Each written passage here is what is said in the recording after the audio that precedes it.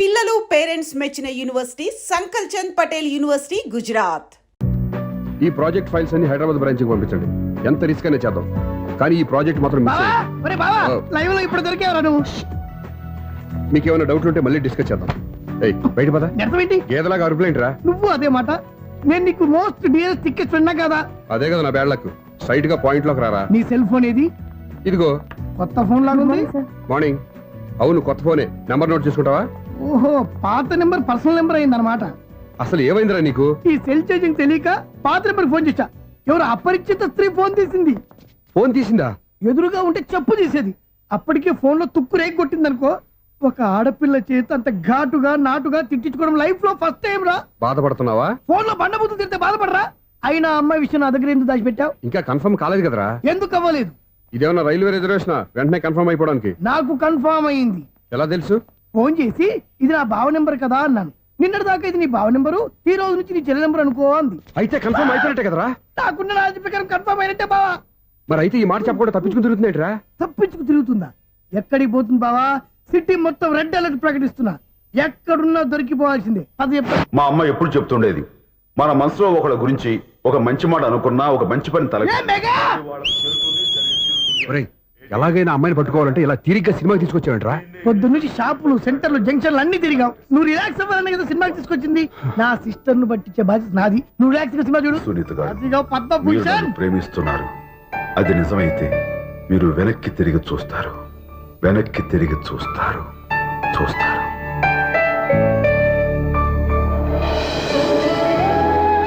అవును బావా, మా సిస్టర్ ఈ బిందెలాగే ఉంటదా? ఇది బొంబాయి బొమ్మ, మంది బాపు బొమ్మ.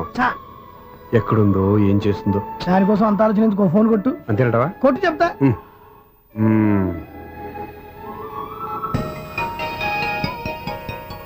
ఎవరే మధ్యలో సుత్తి ఫోను? ఇంకెవరు? నా హీరో. హలో, ఏమిటి ఎలా ఉన్నారు? నాకేంటి ఫెంటాస్టిక్ గా ఉన్నాను, కానీ మీరెందుకు ఫోన్ చేశారో చెప్పండి. ఏంటండి ఏవో మాటలు మ్యూజిక్ వినిపిస్తున్నాయి? ఏదైనా సినిమా చూస్తున్నారా? బాగా క్యాచ్ చేశారే. ఏ సినిమా? అబ్బా, చెప్తే వచ్చేద్దామనా? పోనీ క్లూ ఇవ్వండి చాలు.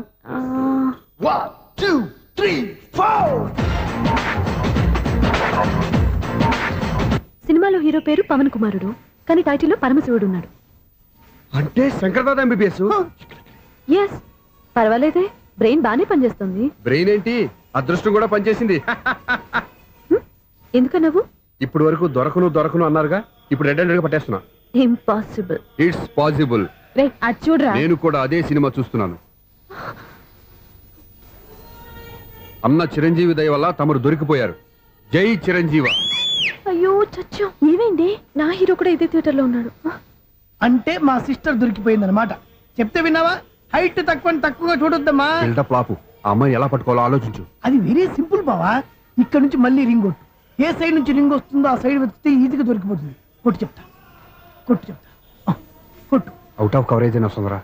అవుట్ ఆఫ్ కవరేజ్ ఏరియా అంటే తను అవుట్ అయ్యేలోపు కవర్ చేయమని అర్థం. పద చెప్తా. ఎలా పట్టుకోవాలరా? సీటు వెతుకుదాం. పద చెప్తా. Sister phone sister. చెప్పాను కదరా బాపు బొమ్మలా ఉంటుందని. అమ్మాయి కదా, పదా. ఇది కాదు. అయ్యో, మళ్ళీటే వస్తున్నారే. నా పని ఫినిష్. నన్ను బర్రె అంటవా? మా బావ టేస్ట్ ఇది కాదు. సిస్టర్. బావా సిస్టర్. అయ్యో, ఎవరా నువ్వు? నా వైఫ్ ఇది. సారీ సార్, సిస్టర్ అన్నప్పుడు ఇంత ఎఫెక్ట్ ఉంటుంది అనుకోలేదు. ఎవరయ్యా మీరు? ఏమిటి మీ గోళ? అది కాదండి, వీడి సిస్టర్ సినిమాకి వచ్చింది. ఏ సీట్ లో ఉందో వెతుకుదామని. అయితే సినిమా జరిగేటప్పుడే వెతకాలా? సినిమా అయిపోతే మా సిస్టర్ దొరకదు సార్. సినిమా అయిపోయాక ఎలాగో బయటకు వస్తుందిగా, అప్పుడు వెతుకు పట్టుకోండి. అలాగే సార్. అన్నయ్య సినిమా చూస్తా. మిస్లోడ్ కూడా ఆవేశం వస్తుంది. బయట రారా. Thank God. ఇప్పుడు ఏం చేద్దాంరా? ఏముంది బావా, సినిమా వదిలిపెట్టిన తర్వాత ఈ గేట్ నుంచి ఆ గేట్ నుంచి రావాలి కాబట్టి ఇద్దరు నేను చెక్ పోస్టులు పెడతాం. నువ్వు ఇక్కడ పెట్టి నేను అక్కడ పెడతా. అవును, నీ చెల్లెలు నువ్వు చూడలేదు కదా, ఎలా గుర్తుపడతావు? అందమైన అమ్మాయి కనబడింది అనుకో, బావా అని ఒక కూతేస్తా. నువ్వు వచ్చి సెలెక్ట్ చేద్దు కానీ. గుడ్ ఐడియా రా. హోటల్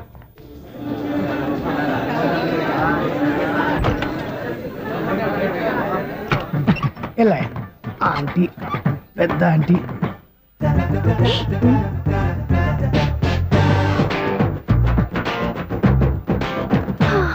వీళ్ళేంటి చెకింగ్ ఆఫీసర్స్ లాగా డోర్స్ దగ్గర నిలబెట్టారు?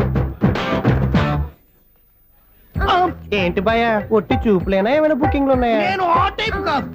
ఏ నువ్వు మా టైపా? అలాగే అనుకుని ఇక్కడ నుంచి అర్జెంట్కి వెళ్ళి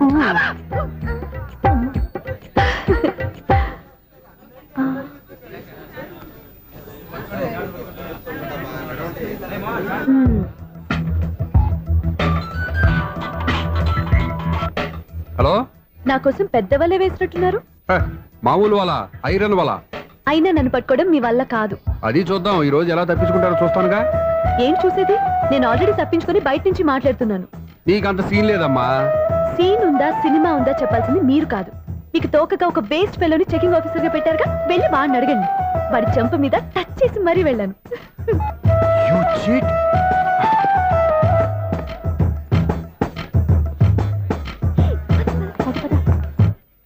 రైట్ రా. నీకు అసలు బుద్ధి ఉందారా? ఏ? చేతికి అందిన అమ్మాయిని వదిలేస్తావా? ఆడ చీమను కూడా వదిలిపెట్టలేదు బావా. మామూలుగా ఉన్న లేడీస్ కూడా చెక్ చేశా. ఒరేయ్, ఎవరన్నా అమ్మాయి నీ చెంప టచ్ చేసి వెళ్ళిందా? వెళ్ళింది. అదేరా నీ చెల్లెలు. అది నా చెల్లెలా? ఆ. అది ఆడదా? నీ టేస్ట్ ఇంత నీచంగా నికృష్టంగా దరిద్రంగా ఉంటుంది అనుకోలేదు. ఒక పని సరిగ్గా చేస్తావు. అమ్మో, బావతోటి చాలా జాగ్రత్తగా ఉండాలి.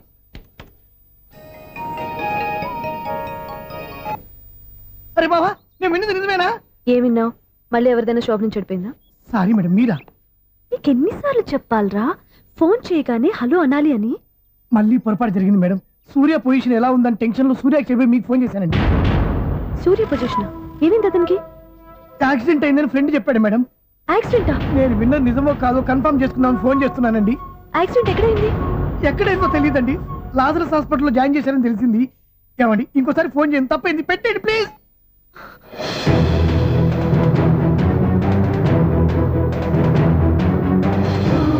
Auto Lazarus hospital.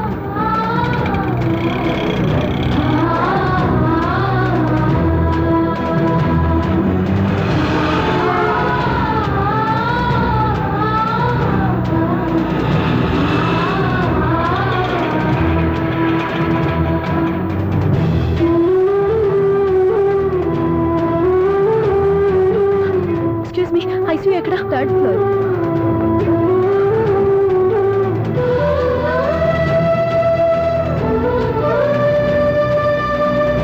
Excuse me, ఇక్కడ సూర్య అనే పేరు మీద ఎవరైనా అడ్మిట్ అయ్యారా? Surya accident case.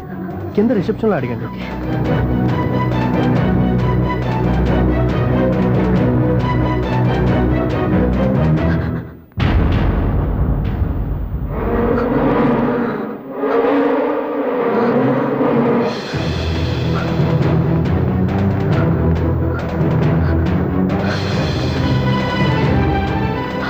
సూర్య పేరు మీద ఎవరైనా అడ్మిట్ అయ్యారా?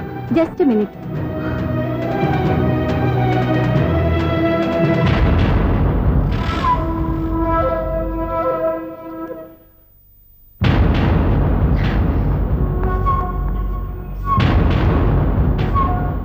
ఈ పని ఇంతకు ముందే చేసుంటే నువ్వు వస్తావో రావో తెలియదు, కానీ ఇప్పుడు మాత్రం ఖచ్చితంగా వస్తావని తెలుసు.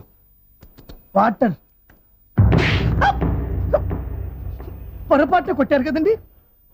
లేదు, కరెక్ట్ గానే కొట్టాను. డ్రామాలు ఆడేది ఇతను, సైడ్ ఎఫెక్ట్స్ దాకా. మీరు డ్రామాలు ఆడుతున్నారని 99% నాకు తెలుసు. కానీ ఆ 1% నిజం కాకూడదని కంగారు పడి పరిగెత్తుకుంటూ వచ్చాను. ఇదిగోండి మీ సెల్. దీనికోసం ఇంత కష్టపడింది. ఇక నుంచి ఈ సెల్లు మీదే.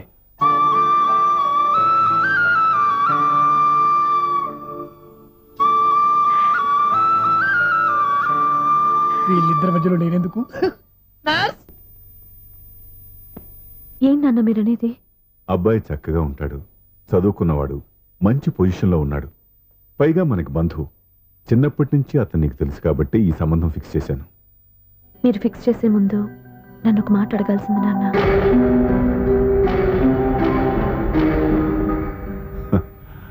అడిగి చేసుకునే కుటుంబంలో నువ్వు పుట్టలేదు, అడిగి చేసే తండ్రి నేను కాదు.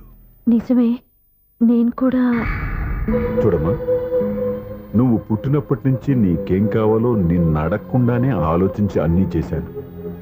నీ చదువు, ఉద్యోగం అన్నీ నా నిర్ణయం ప్రకారం సవ్యంగా జరిగిపోయాయి. నీకు ఏ క్షణంలో ఏం కావాలో తెలిసిన వాణ్ణి నీకు ఎలాంటి భర్త కావాలో నాకు తెలీదా? మీ మాట నేను ఇప్పుడు కాదని అనలేదు, అనను కూడా. ఈ పెళ్లి కూడా కాదనేదాన్ని కాదు. నా మనసులోకి వేరొక రాకముందైతే. క్షమించండి నాన్న, నేను ఒక అతన్ని ప్రేమించాను. అతన్ని తప్ప వేరెవరిని చేసుకోలేను. అంటే వయసుతో పాటు సొంతంగా నిర్ణయం తీసుకునే ధైర్యం కూడా పెరిగిపోయిందన్నమాట.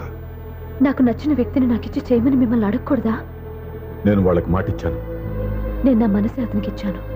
అప్పుడు నీ మనసులో నేను లేనా? నా అభిప్రాయం ఏంటో తెలుసుకోవాల్సిన అవసరం నీకు లేదా? ఈ మాటలు మనసులో జీవితాన్ని నిలబెట్టావు. నేను చెప్పిన సంబంధం నువ్వు చేసుకుని తీరాలి. దయచేసి నన్ను బలవంతం చేయొద్దు.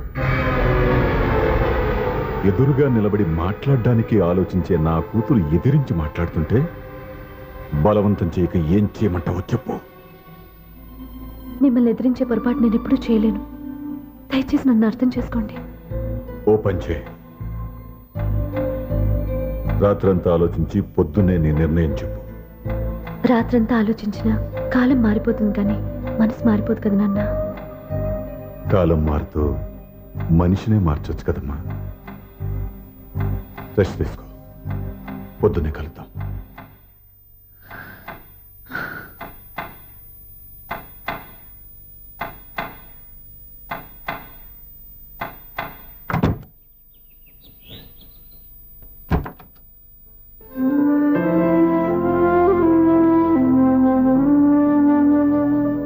టీ తీసుకోండి.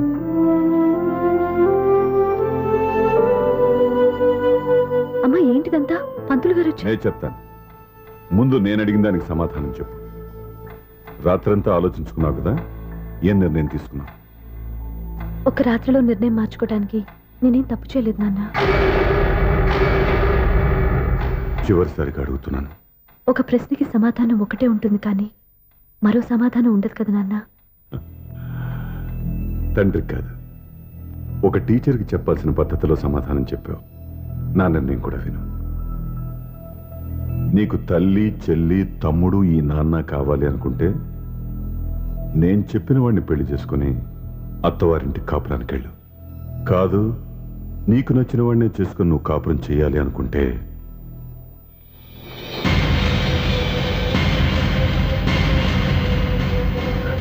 నాన్న, నా మాటకి, నా నిర్ణయానికి కట్టుబడి నన్ను గౌరవించేదే నా కూతురు. నా మాట కాదని ఎప్పుడైతే స్వంత నిర్ణయాలు తీసుకుందో అప్పుడే నా కూతురు చచ్చిపోయింది.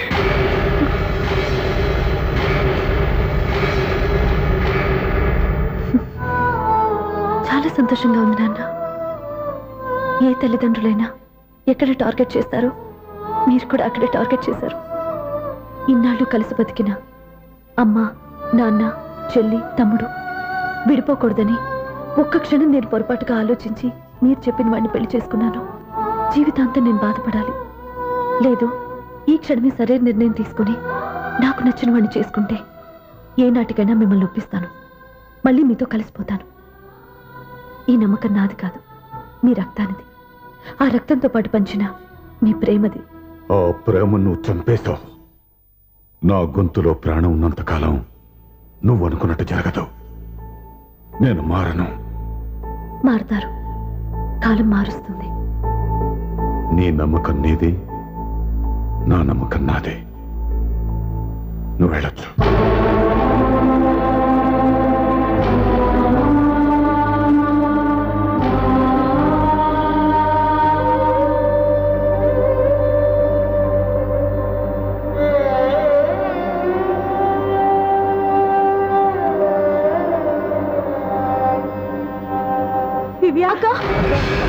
పంతులు గారు, నా పెద్ద కూతురు చచ్చిపోయింది. పెండం పెట్టించండి.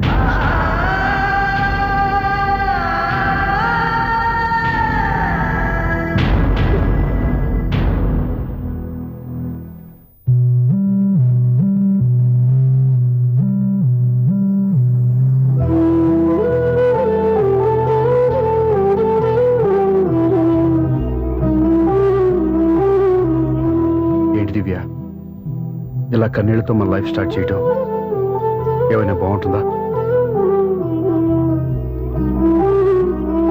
ఇది మా ఇంట్లో మా వాళ్ళ సమక్షంలో జరగాల్సిన సాంప్రదాయం. ఎవరు లేకపోవడంతో చాలా బాధగా ఉంది. ఏంటి అలా మాట్లాడుతున్నావు? మా అమ్మ నాన్న ఉన్నారుగా. చచ్చా, అత్తమావుల గురించి కాదండి.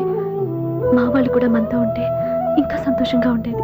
చూడు దివ్య, నీకెంత నమ్మకం ఉందో నాకు తెలియదు కానీ ఏనాటికైనా మీ వాళ్ళు మనతో కలిసిపోతారని నాకు బాగా నమ్మకంగా ఉంది.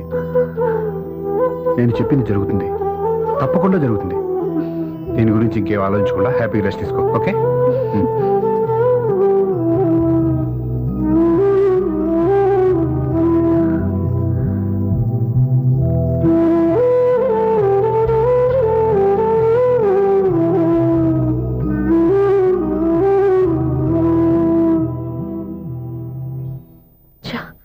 ఫస్ట్ నైట్ తను అప్సెట్ చేశాను.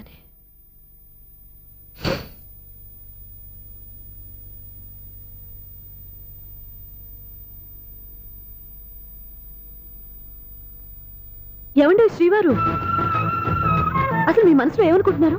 నేనేమనుకోవట్లేదే. ఏమనుకోవట్లేదా? ఇది మన ఫస్ట్ నైట్. కాదనలేదే. నేను ఈ కార్నర్లో మీరు ఆ కార్నర్లో పడుకుంటే చూసేవాళ్ళు ఏమనుకుంటారు?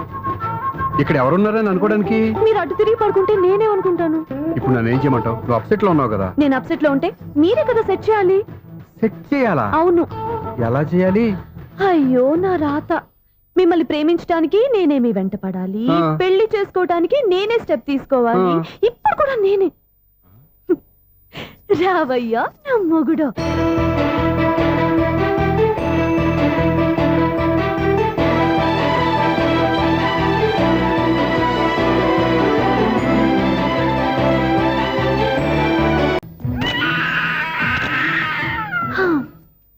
నిన్ను నీ బాబుని రెడీ చేయటం నా వల్ల కాదు. మీ నాన్న మీ అమ్మ కోసం తాజ్మహల్ కట్టాడు. ఇప్పటి వరకు చూపించకుండా దాచేశాడు. ఇప్పుడు మనం వెళ్ళి చూడబోతున్నాం. దివ్యా, వస్తున్నా. ఏమే ఇంకా రాయాల్సిన చాలా ఉన్నాయి, తొందరగా రాయి. కంగారు పెట్టకండి, తప్పులు రాసేస్తాను. వెళ్దామా? ఏంటి దివ్య ఇంత లేటు? ఊరికే టెన్షన్ పడకరా, అమ్మాయిని జాగ్రత్తగా తీసుకెళ్ళు. ఈవిడి గారికి మావగారు సపోర్టు, మావయ్య ఏమన్నా అంటే ఊరుకోను. మావగారికి ఏమో ఈవిడి గారి సపోర్టు. మావయ్య మీరు అత్తయ్య వస్తే బాగుంటుంది కదా. ఎల్లుండి గృహప్రవేశం కదమ్మా, ఇంకా చేయాల్సిన పనులు చాలా ఉన్నాయి. ముందు మీరు వెళ్ళండి, తర్వాత మేము వస్తాం. సరే రా. జాగ్రత్త వెళ్ళండి.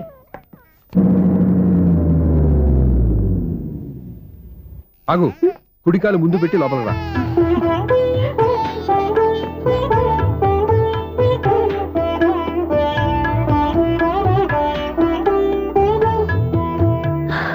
ఎలా ఉంది?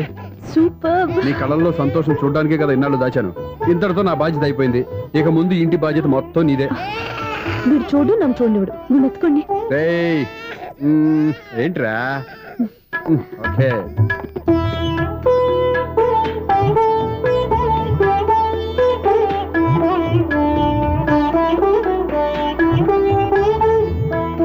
బెడ్రూమ్ చాలా బాగుందండి.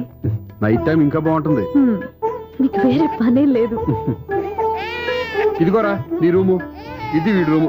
ఎలా ఉంది? చాలా బాగుంది. పైకి వెళ్ళి చూసేస్తాను. ఇల్లు నీకు నచ్చేలా కట్టాలని ఎంత ఆలోచించాను అనుకున్నావు? అంతేకాదు, అటు చూడు, బీచ్ మొత్తం కనిపిస్తుంది. Wow, super view. ఈ ఏరియాలో ఈ ప్లేస్ సంపాదించడానికి చాలా కష్టపడాల్సి వచ్చింది. అవునా? ఏరియా కూడా నీకు నచ్చాలి కదా. ఇదిగో ఈ పొజిషన్ చూసే సిటీ మొత్తం కనిపిస్తుంది. అవునండి, చాలా బాగుంది. రే రే రే రే రే రే చాలా బాగుంది.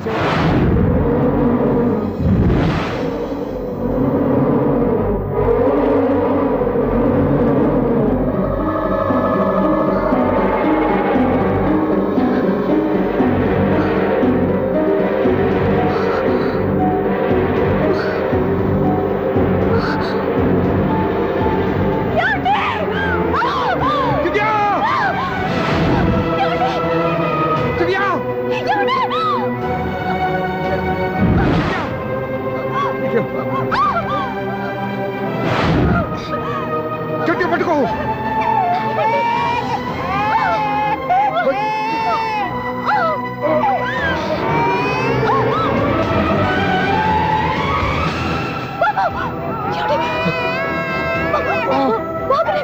బాబుకే పోదు. నువ్వు గట్టి పట్టుకో.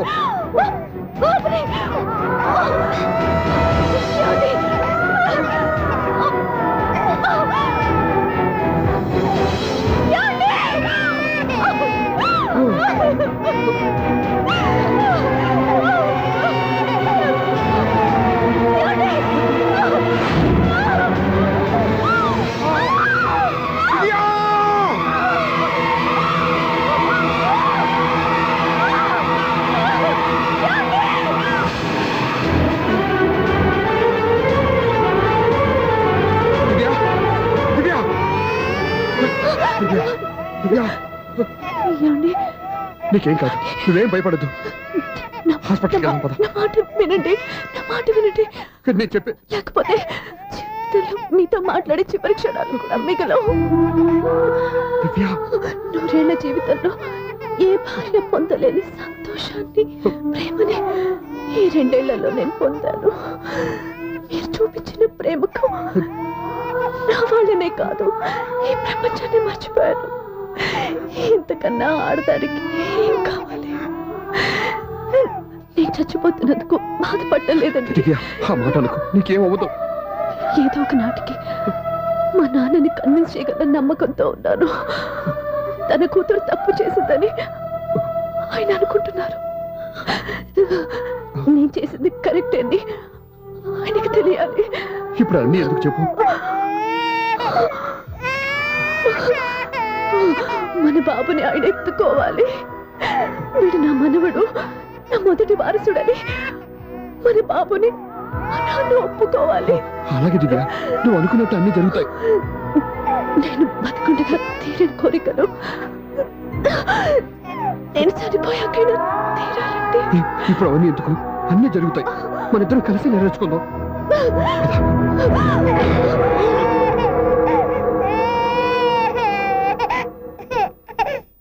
దివ్య, నా కంటి పాప నీవే, నీ కంటి రెప్పనేనే, ఏ నలుసులెంక నిన్ను నేడు తాకలేవులే.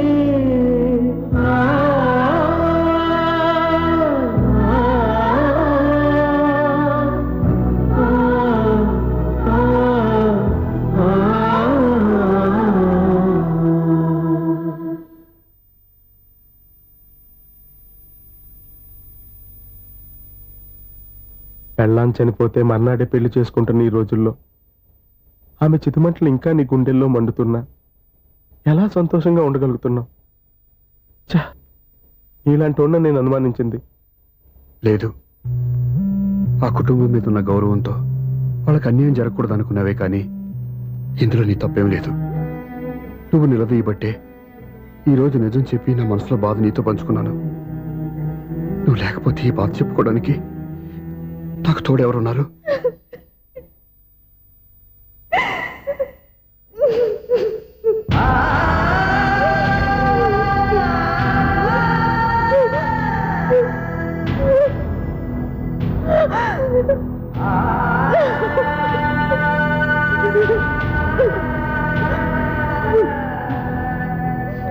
స్వప్న,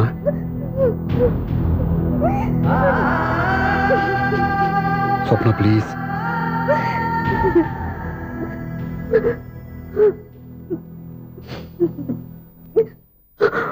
మా అక్కంటే నాకు ప్రాణం. ఇంటికి మనీ ఆర్డర్ వచ్చినప్పుడల్లా తనెక్కడో క్షేమంగా హాయిగా ఉందని సంతోషపడేదాన్ని నేను. ఏదో ఒక రోజు మా నాన్న మనసు మార్చి మళ్ళీ మాతో కలిసిపోతుందని ఆశపడేదాన్ని. కానీ ఆ ఆశ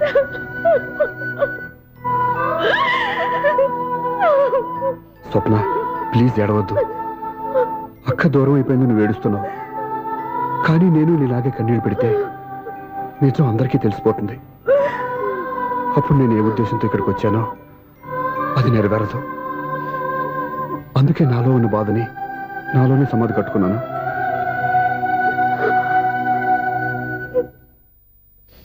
దివ్య చనిపోయిన విషయం మీకు ఇంతవరకు ఎందుకు చెప్పలేదో తెలుసా? దివ్యకి ఇచ్చిన మాట నిలబెట్టడం కోసం. అవును స్వప్న, ఈ విషయం మీకు ముందే తెలిస్తే కాదని వెళ్ళిపోయిన కూతురే పోయినప్పుడు ఆ కూతురుతో ముడివేసుకున్న సంబంధం ఎందుకని అక్కడితో వదిలేసేవాళ్ళు. అప్పుడు దివ్య చివరి ఆశ ఆమె చివరి శ్వాసతోనే ఆగిపోయేది. ఆ ఆశ నెరవేరాలంటే మీ నాన్న తన మనవణ్ణి గుండెలకు హత్తుకుని ముద్దాడాలి. అప్పటి వరకు నేను ఎవరు, ఏం జరిగిందనే విషయం ఎవరికీ తెలియకూడదు. ప్లీజ్ స్వప్న.